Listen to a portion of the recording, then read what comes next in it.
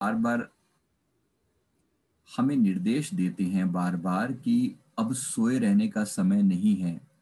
सोना दो तरह से है, एक तो बाहर से हम सोते हैं तो सुबह होने पर उठ जाते हैं।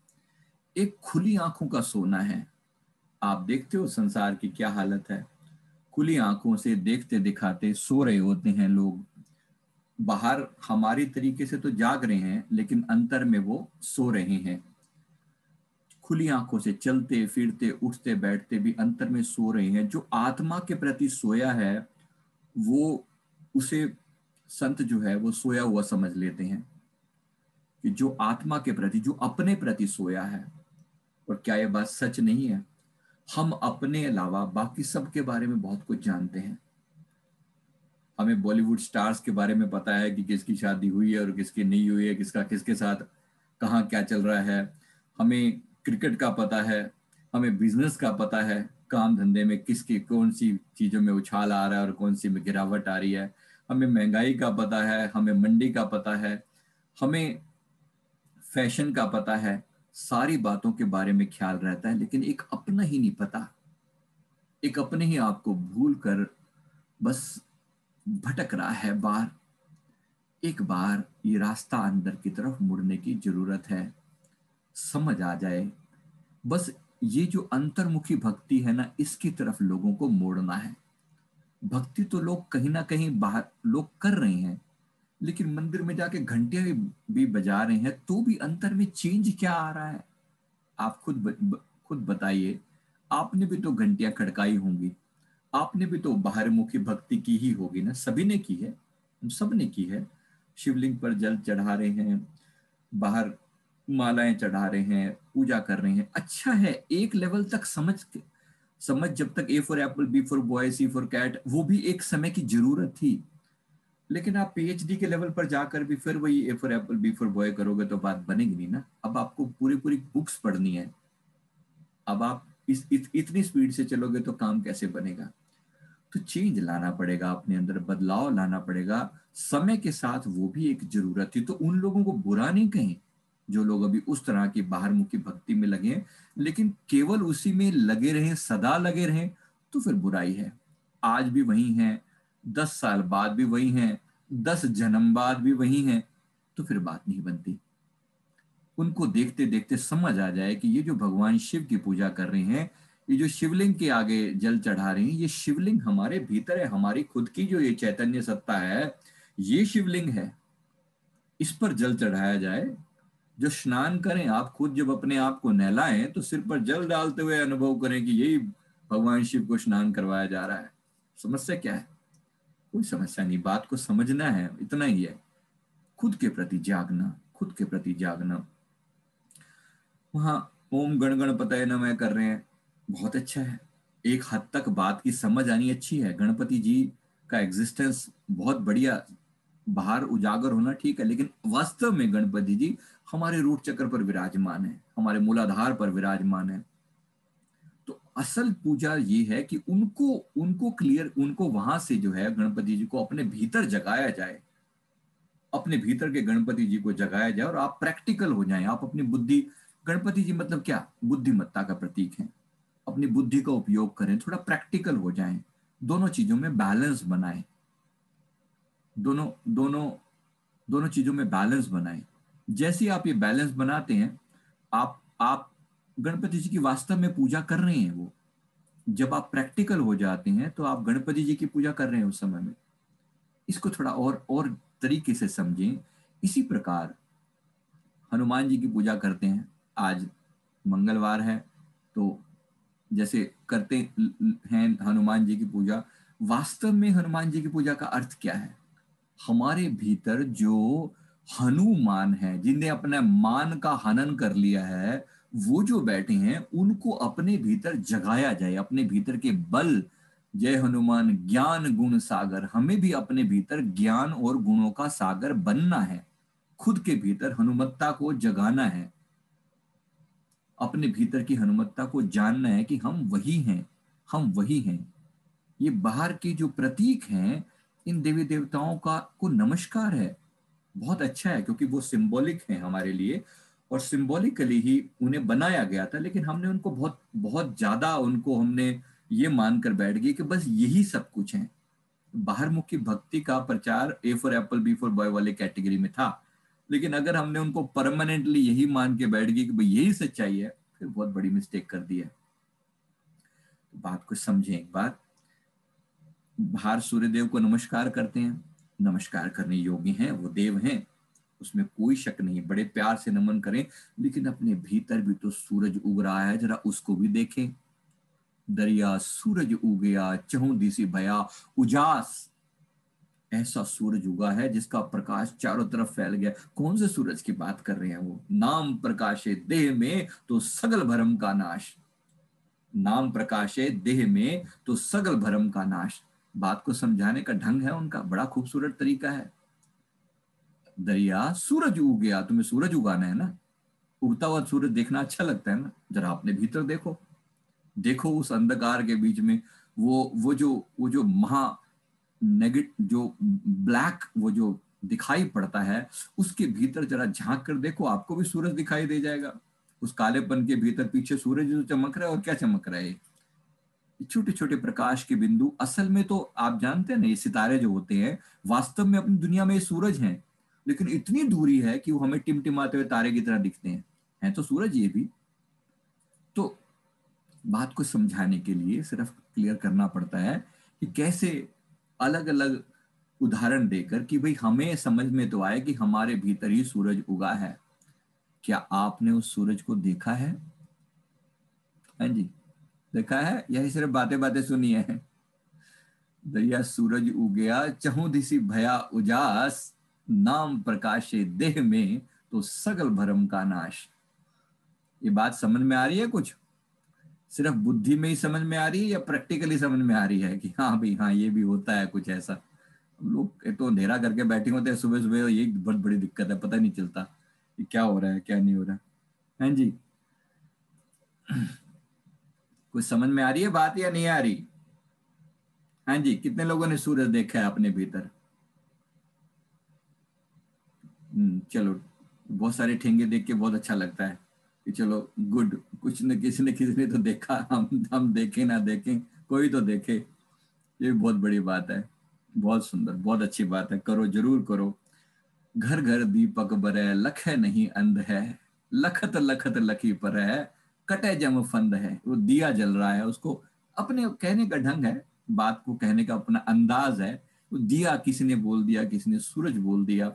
अब बोलना है थोड़ी बड़ी सी बात बोल दो, तो सूरज उग गया, बात तो बिल्कुल सही है, और उगता भी है, बात तो बिल्कुल सही है, लेकिन वो कैसे उगता है वो भी पता होना चाहिए। ये छोटे छोटे सितारे चमक रहे हैं ना, बस ये एक दिन विराट रूप में आ जाएंगे। आप इनके अंदर जूम इन करते हो, इनके अंदर जूम इन करते हो, जब ऐसे एंटर मारते हो तो एकदम पता लगता है कि ये प्रकाशित तो हैं। आप प्रकाश के रूप में इनको ऐसे देखते हो, फिर कहते हो कि हाँ अब सूरज उगा। तो परमात्मा हमारे भीतर भी सूरज तो उगा है, हम भी जरा देखेंगे तो पता लगाएंगे। जरा आप भी देख लें सूरज को कैसे ये उगता है। ये अभी तो दिखता तो ऐसा छोटे छोटे बिंदु हैं, लेकिन आप इसके अंदर जूम इन करते चले जाएं, करते चले जाएं, देखते चले जाएं, देखो एक ही जगह पर आप फोकस करते हुए जब जब जब इस तरह से आप जूम इन करते चले जाते हैं, जूम इन करते चले जाते हैं, तो फिर एकदम से प्रकाश दिखाई पड़ता है। देखो धीरे धीरे देखते देखते लखत लखत लकी पर है, कटे जम फंद है। इसको देखते देखते देखते देखते एकदम ऐसा प्रकाश हो जाता है एक टाइम के बाद कि बस फिर लगता है कि अब समझ में आ गई बात। ये प्रकाश हमारा भीतर, हमारी आत्मा का अपना प्रकाश है। ये प्रकाश, ये हमारी चेतन सत्ता है, ये हमारा अपना प्रकाश है। ये सूरज उगता है तो अंतर के सारे भ्रम मिट जाते हैं, सारे भ्रम मिट जाते हैं। तब धीरे धीरे समझ में आता है कि हम क्या करने के लिए आए थे और क्या कर रहे हैं। सदगुरु दया करें हमारे भीतर भी प्रकाश हो जाए। बड़े समय रह लिए अंधेरे में, बहुत समय रह लिए, अनेक जन्म बिछड़े थे माधो, ये जन्म तुम्हारे लेखे। अब तो ये जन्म अपनी आत्मा के लेखे लगा देना है। लेखे का मतलब फिर कंफ्यूज मत हो जाना, मैं फिर बता रहा हूँ, बहुत से लोग फिर बाहर मुखी भक्तियों में टक के रह जाएंगे। इसका अर्थ बिल्कुल भी बाहर मुखी भक्ति से नहीं है। हर एक चीज का एक समय है। बाहरमुखी भक्ति को छोड़कर अंतर्मुखी भक्ति की तरफ मुड़ने की जरूरत है। अंतर में बतीरा कर लिया, ऐसा नहीं कि हमने सबने किया नहीं है। बहुत बहुत जन्म बिता दिए इन सब भक्ति के अंदर, बहुत बिता दिए। एक समय हुआ करता था, ओम गण गणपताय नमः किया करते थे, पूरी जीवन जो है इनमें बिता दिया, पूरा जीवन। और थोड़ा नहीं सिद्धियां पाई, पता नहीं कौन कौन सी चीजें पास हुआ करती थी। लेकिन जब ये बात समझ आई, जब सदगुरु मिले तो बात समझ आई, भाई किन चक्करों में पड़े हो तुम। सिद्धियों की कमी नहीं थी, इतनी सिद्धियां इतनी चीजें थी कि बस हाथ पे हाथ रख दिया करते थे। 4 जन्म पहले ऐसी हालत होती थी कि कुछ भी हो जाता था। लेकिन गुरु महाराज जी ने समझाया, जब मिले सदगुरु मिले, तब तब तब समझाया कि किस चक्कर में पड़े हो, आत्मा का कल्याण क्यों नहीं करते। और फिर उन्होंने अंदर की तरफ मोड़ा, और ऐसा मोड़ा कि बात समझ आ गई। ये गुरु की कृपा है। अब यही बात अब आपको समझाई जा रही है। जितनी जल्दी समझ आ जाए उतना अच्छा, जितनी जल्दी समझ आ जाए उतना अच्छा। हमें लंबे समय के बाद समझ आई, आपको थोड़ी जल्दी समझ आ जानी चाहिए, क्योंकि अब तो मॉडर्न एज है, समझाने का तरीका भी बदल गया है। हम थोड़े से मंद बुद्धि जीव थे, आप स्मार्ट हैं, तो बात को जल्दी पकड़ लेंगे, ऐसा मेरी उम्मीद है। कि असल चीज अपनी आत्मा का कल्याण है, कैसे उस या रास्ते पर चलना है, कैसे अपने भीतर जागना है, कैसे वो उल्टा कुआं देखना है, अंधेरे में प्रकाश के दर्शन करने हैं। बाहर अगर ध्यान ना लगे ना, भीतर ध्यान लगाना, भीतर ऐसा फील करना कि बाहर से भीतर देख रहे हो।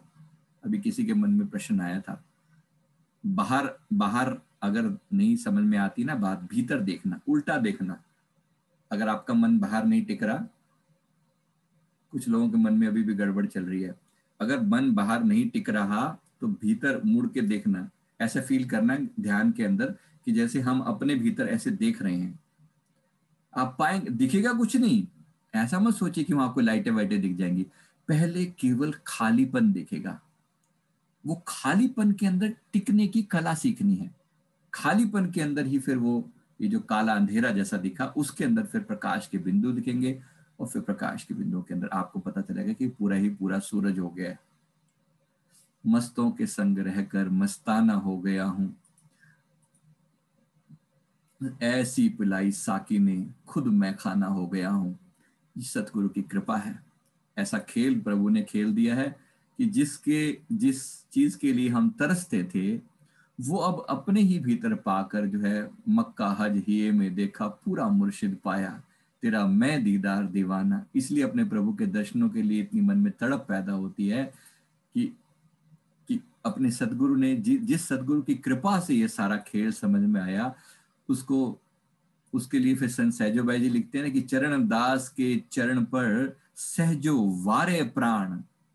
मैं ऐसे गुरु महाराज जी के चरण कमलों पर बार बार अपने प्राण सदके करती हूँ, क्योंकि इतनी इतने प्यार से उन्होंने वो कमाल करके दिखा दिया है कि मेरे जैसे एक ऐसे अधम जीव के अंदर भी अगर ये चमत्कार घटित हो सकता है, तो डेफिनेटली पुण्य आत्माओं की तो बात ही क्या है।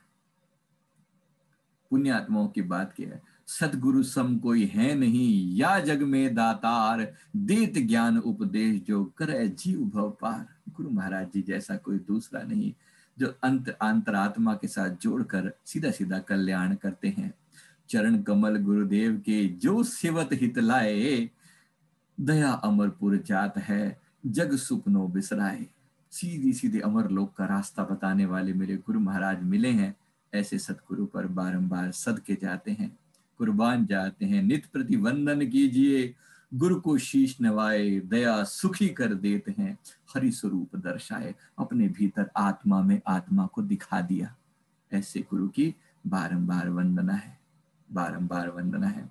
सतगुरु मेरा सूरमा, करह शब्द की चोट, मारे गोला प्रेम का, दह भरम का कोट। बस ये अरदास जो है, ये ये अरदास अपने प्रभु के चरणों में हमेशा करनी है। ये गुरु महाराज ऐसे अपनी कृपा दृष्टि मुझ पर सदा बनाए रखिए। आपकी कृपा से ही हम अपने अंतर में जाग पाएंगे। बहुत समय बीत चुका है, अनेक अनेक जन्मों से भटकते आ रहे हैं। अब गुरु की शरण मिली है तो चूक नहीं जाना। नहीं चूकेंगे ना इस बार, ये डन है। हाँ जी, डन है इस बार बेड़ा पार है। सुरेंद्र तारे जी, सुरेंद्र जी, बेड़ा पार है। बहुत भक्ति करी है इन्होंने, बहुत भक्ति करी है, इतने समय लगाया है। उल्टे लटक कर तप करते थे किसी जन्म में ये। आज अब समझ में आ रही है बात तो, अंतर में उल्टे लटकना है ना। बात बात बाहर तो सब दिखाने के तरीके होते हैं, वो असल में वो उल्टा कुआं। अब समझ में आ रहा है, जैसे बातें यहाँ संसार की होती हैं लेकिन संतों की भाषा वो होती है ना।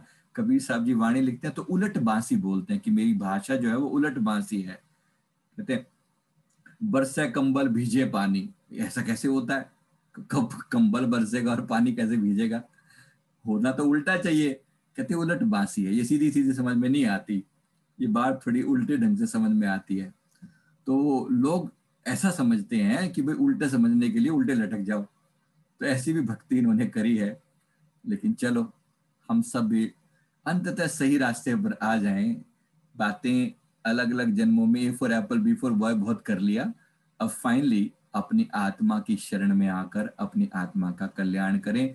जो अष्टावक्र समझा रहे हैं ना, अब वो समझने की बात है, या जो भगवान दत्तात्रेय समझा रहे हैं उसी को समझने की बात है। अब आत्म तत्व भी क्या कहना, कुछ रंग नहीं कुछ रूप नहीं, मन इंद्रिय वाणी से अगम में कुछ भी इसके अनुरूप नहीं। आत्मा अनिर्वचनीय ओहो, वह तुम ही हो, तुम ही तो हो, वह तुम ही हो, तुम ही तो हो। ये तुम्हारा ही खेल चल रहा है। ये ये ये तुम्हारा ही खेल चल रहा है। आत्मा परमात्मा भिन्न नहीं, आकाश सरीखा है अनादि। फिर ध्याता कौन और ध्येय कौन, किस लिए ध्यान किस लिए समाधि। अब आत्मा कहो कि ब्रह्म कहो, वह तुम ही हो, तुम ही तो हो। अपने आप को जानो। आत्मा परमात्मा भिन्न कहाँ है? भिन्न कहाँ है? एक ही है। आकाश ये जो कण कण में व्याप्त है, ये वही तो है। फिर कौन ध्याता और कौन ध्येय? किस लिए ध्यान लगाना, किसका ध्यान लगाना? ये भी एक ये भी एक माया है।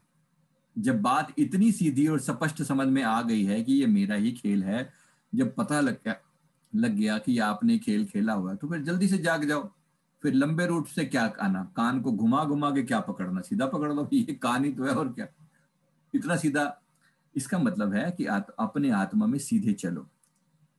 ध्यान समाधि लगाना भी, ये भी एक भ्रम पड़ देगा, आपको लगेगा कि ये भी क्या लगाना, ये भी किस बात का ध्यान लगाना। आप ही ध्यान स्वरूप हो, आप ही ध्यान स्वरूप हो। ये थोड़ी और बड़ी बात है, ये भी समझ आते आते आएगी। इसका मतलब ये है कि कभी ऐसा ही समय भी आएगा जब ध्यान और समाधियों की जरूरत भी नहीं पड़ेगी। आप हर समय सहज अवस्था में होंगे। जब आपको ये पता ही लग गया कि मैं आत्मा हूं, तो फिर बंधन कैसा, फिर ये बंधन कैसा, फिर जरूरत ही नहीं पड़ेगी। तो इसलिए ये भी एक माया है, लेकिन धीरे धीरे करके हटती है, समझ में आता है। हालांकि एक बारी में भी समझ समझ में आ जाती है, लेकिन चलो, पकड़ में आ जाए। जिनका तीव्र दिमाग है वो एक बात में पकड़ लेते हैं, जिनका नहीं है वो थोड़ा धीरे पकड़ते हैं। जैसे आपको समझ आए वैसे पकड़ लो ना। हमारा काम है बात को समझाना है, जिस ढंग से भी समझ आ जाए आपकी मर्जी है। Thank you very much. मैं उम्मीद करता हूँ हमारे आत्मा को सही रास्ता मिले। जिस महायात्रा पर हम निकले हैं वो यात्रा पूरी हो, बस अब कंक्लूजन हो जाए, अब कंक्लूजन हो जाए। Thank you very much. बोलो जयकारा, बोल मेरे